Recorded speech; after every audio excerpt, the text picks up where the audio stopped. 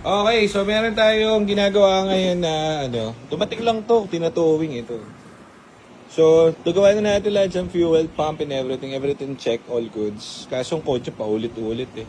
So, kapag papaulit-ulit ang code nyo, checkin na natin dito is yung mismong ECU niya or yung computer box niya. Ito, bubuksan na yung silito. Buksan mo na! Anong supresa yan? Anong tinatagong problema? Ano ba yun? Na-stuck ng ulan? Siguro. Pero dati na pala siya nabuksan. Eto? Yun. Sabi na may-ari? Hindi pa sinabi. Pero sa tingin ko kasi may mga yupi-yupi na yung ano. ECU niya? So siguro yung pinagbilan nila. Hindi naman kasi sa personal eh. Second owner sila? So ano siya. Alala? Hindi na sira yun. Nakita niyo kaya yung export? Sabi lang natin kanina. Wala na yung pagkasilyado niya boss. Kasi silyado yan. Mm. Eh no. Kumbaga meron niya siyang mga ano.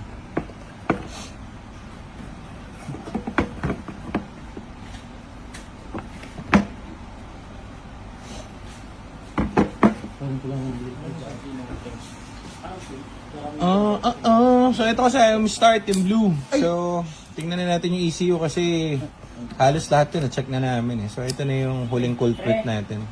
Yung code kasi nito, pabago-bago tapos kahit palitan mo yung tinuturo niyang code, eh bumabalik lang dun sa dati.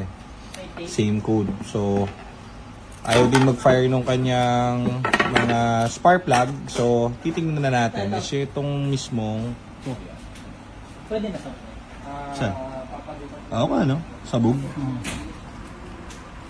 Oh, ayan, no? Kitang-kita, sabog. Oo nga, no? Dapat flat yan. Katulad nito boss. Ayan. Ito, tingnan mo pa iba. Baka may iba may damage. Ito mukha sunog ko parang dito. ano, Ito. Parang mga nag-moist-moist. Parang nag-moist nga. Ayun, no? Parang may mga bakat ng moist. Eh, hindi, pero pagdikit ng ano yan, eh. Ng hinang. Ito tanggal, oh. Ayun. Ito Oo, talaga oo. tama. Walang putok na IC. Wala pa naman. Baka pwede pa repair yan. Siguro. Pero gagamit pa rin tayo ng ibang computer box. Mas maigi ng mapa-clone. Kasi mas urig yung hinang ng clone. Oo. Palit computer box. Eh. No? Yes, sir. Ano ba yung EcoBoost?